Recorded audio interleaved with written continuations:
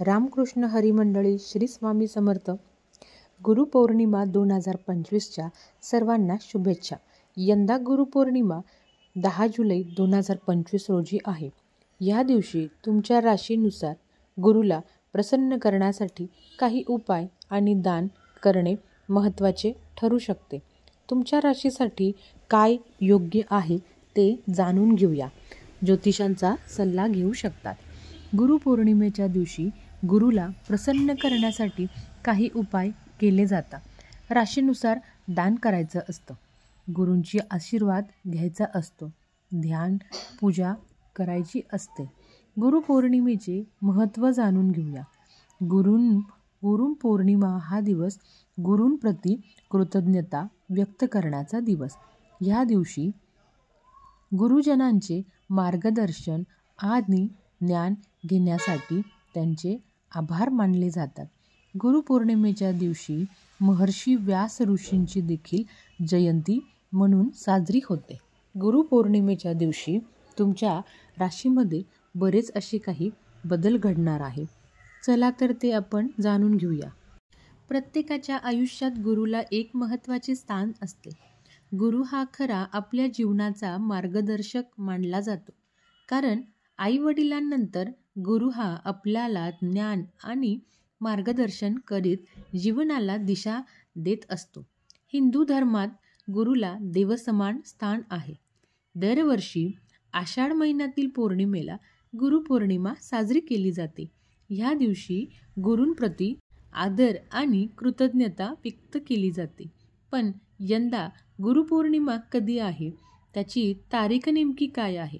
तर हिंदू पंचांगानुसार 10 जुलैला पहाटे 1:36 पौर्णिमा सुरू होणार आहे. 11 जुलैला पहाटे 2:06 समाप्त होणार आहे. गुरुपौर्णिमेचा दिवस हा महर्षी व्यास जयंती म्हणून सुद्धा साजरी केली जाते. त्यांनी वेदांचे वर्गीकरण, महाभारत, श्रीमद भगवद्गीता आणि अनेक पुराणांची रचना केली. गुरु आणि शिष्य यांचे पवित्र नाते दृढ करण्याचा हा दिवस आहे. या दिवशी केलेले मंत्रजप, दान, गुरुसेवा आणि उपासना अनेक पटीने फळ देणारी असते. बृहस्पती ग्रह ची विशेष कृपा प्राप्त करण्यासाठी हा दिवस महत्त्वाचा मानला जातो. मेष राशींच्या लोकांसाठी पिवळ्या फुलांचे जर तुम्ही दान केले आणि गुरुस्तोत्र पठण केले तर तुमच्या करिअरमध्ये यश संपादन होईल. वृषभ राशीच्या लोकांनी गुरूंना वस्त्रदान करा, केशराचा टिळा लावा. याने तुमची आर्थिक प्रगती होईल आणि विवाह योग जुळून येतील. मिथुन राशींच्या लोकांसाठी गुरूंचा मंत्र आहे ओम भ्रूम बृहस्पतये नमः. या मंत्राचा पठण केल्यावर तुमची निर्णय क्षमता वाढेल. कर्क राशीच्या लोकांनी पिवळं गूळ आणि हरभऱ्याची डाळ दान केल्याने घरात सुख शांती नांदेल. सिंह राशीच्या लोकांनी ब्राह्मण भोजन व गुरूंची सेवा करावी. मानसन्मान, पदोन्नती होईल. कन्या राशीच्या लोकांनी पिवळ्या रंगाचे वस्त्र परिधान करून जप करावे. मानसिक स्थैर्य, वैवाहिक सुख लाभेल. तुळ राशीच्या लोकांनी विद्यार्थ्यांनी गुरूंचे आशीर्वाद घ्यावे, त्यांच्यामुळे शिक्षणात चमत्कार प्रगती होऊ शकते.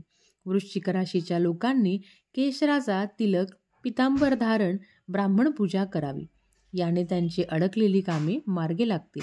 धनुरास मंत्र, गुरु जप, भगवद्गीता पठण करावे, भाग्यबळ प्रबळ होईल.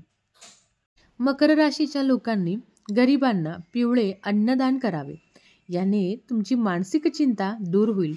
कुंभ राशीच्या लोकांनी गुरुपूजन, अर्चन आणि सुवर्णदान करावे, जर तुमचे शक्य असेल तर.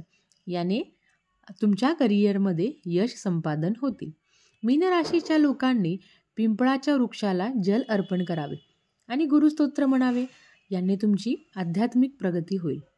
धनु, मीन, कर्क, कन्या आणि वृषभ ह्या राशींना गुरूंची विशेष कृपा लाभणार आहे.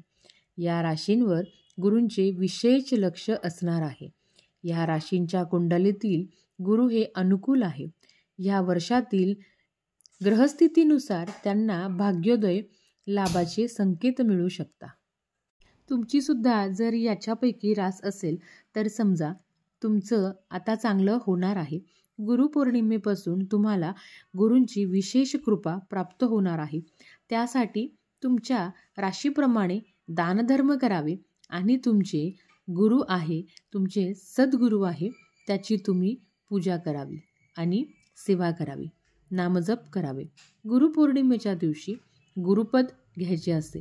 तुम्ही घरात राहूनही गुरुपद घेऊ शकता, किंबहुना मंदिरात जाऊन सुद्धा तुम्ही गुरुपद घेऊ शकता. धन्यवाद. रामकृष्ण हरी.